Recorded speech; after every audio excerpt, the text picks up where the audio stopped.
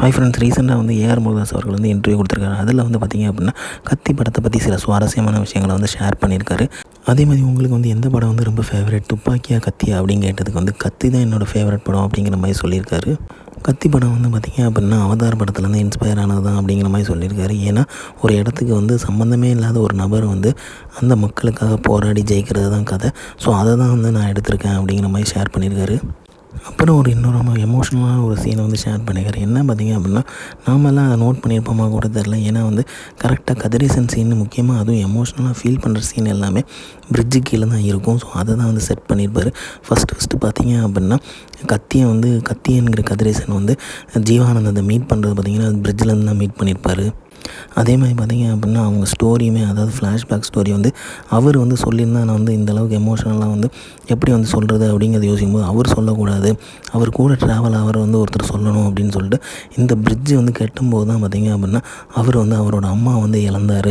விவசாயம் நல்லா இருந்தது அப்படின்னா கண்டிப்பாக வந்து நம்ம சிட்டிக்கு வந்து வேலை பார்க்க வேண்டிய அவசியம் இருந்திருக்காது. எங்கள் அம்மா வந்து அப்படி தான் வந்தாங்க, அதில் தான் வந்து அவங்களோட உயிர் இழந்தாங்க அப்படிங்கிற மாதிரி கனெக்ஷனோட எமோஷனலாக சொல்லியிருப்பார். அண்ட் தென் நமக்கு எல்லாருமே ஞாபகம் இருக்கும் கண்டிப்பாக அந்த ஃபைனல் கிளைமேக்ஸ் சீன் வந்து போலீஸ் வந்து அரெஸ்ட் பண்ணும்போது பார்த்திங்க அப்படின்னா அதே பிரிட்ஜு கீழே தான் இருப்பார். ஸோ இந்த மாதிரி 3 கனெக்ஷன்ஸ் வந்து எமோஷனலாக வந்து பிரிட்ஜு கூட வந்து கனெக்ட் பண்ணியிருப்பேன் படத்தில் அப்படிங்கிறத சொல்லியிருப்பார். அது கண்டிப்பாக யாருமே கவனிச்சிருக்க மாட்டோம். பட் ஆனால் வந்து அது சீனாக வந்திருக்கும். பட் ஆனால் எல்லாமே வந்து கதிரேசனோட கனெக்ஷன் சீன்ஸ் எல்லாமே, எமோஷனல் சீன்ஸ் எல்லாமே பிரிட்ஜில் தான் ஸ்டார்ட் ஆகிற மாதிரி காமிச்சிருப்பார். இன்னொன்று வந்து காயின் சீனை பற்றியுமே ஃபைட்டை வந்து பயங்கரமாக வந்து ஷேர் பண்ணியிருப்பார். என்னன்னு பார்த்திங்க அப்படின்னா இந்த காயின் சீனில் முக்கியமாக எல்லாருமே சண்டை போடுவாங்க. ஹீரோஸ் வந்து எத்தனை பேர் கூட சண்டை போடுறாங்கிறது எங்கேயுமே ஸ்பெசிஃபிக் பண்ணியிருக்க மாட்டோம். ஆனால் இங்கே வந்து பார்த்திங்க அப்படின்னா 50 பேர் அப்படிங்கிற மாதிரி சொல்லியிருப்போம். ஸோ அப்போ அந்த நம்பரை சொல்லும் போது ஆடியன்ஸ் எல்லாருமே என்ன நினைப்பாங்க, கண்டிப்பாக வந்து எப்படா இந்த 50 பேரை வந்து ஒரு ஹீரோ வந்து அடிக்க போகிறான் அப்படிங்கிற மாதிரி நினைப்பாங்க. ஸோ அதுக்கு தான் வந்து பார்த்திங்க அப்படின்னா அந்த எமோஷ்னல் சீனாக வந்து அந்த காயின் சீனை முன்னக்கூட்டியே கனெக்ட் பண்ணியிருப்பார். அந்த கனெக்ட் பண்ண சீன்ஸை வந்து கரெக்டாக வந்து இந்த ஃபைட் சீனில் வந்து யூஸ் பண்ணியிருப்பார். அப்படி தான் வந்து அந்த காயின்ஸ் வந்திருக்கும்.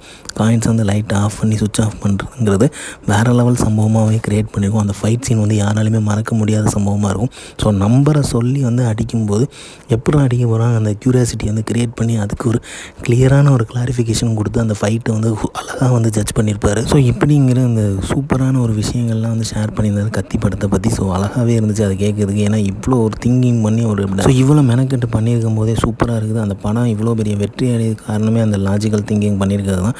ஸோ இதை வந்து அழகாக வந்து ஷேர் பண்ணியிருக்காரு. ஸோ அவருக்கு வந்து என்ன தான் கத்தி பிடிச்சிருந்தாலுமே எனக்கு ரொம்பவே பிடிச்சது பர்சனலாக பார்த்திங்க அப்படின்னா துப்பாக்கி தான். துப்பாக்கி 2 கூட இப்போ கூட எதிர்பார்த்துட்டு தான் இருக்கும். மேலும் தளபதி சிஎம் பற்றி தெரிஞ்சுக்க லைக் பண்ணுங்கள், ஷேர் பண்ணுங்கள், ஃபிலிமா சேனலை சப்ஸ்கிரைப் பண்ணுங்கள். தேங்க்யூ.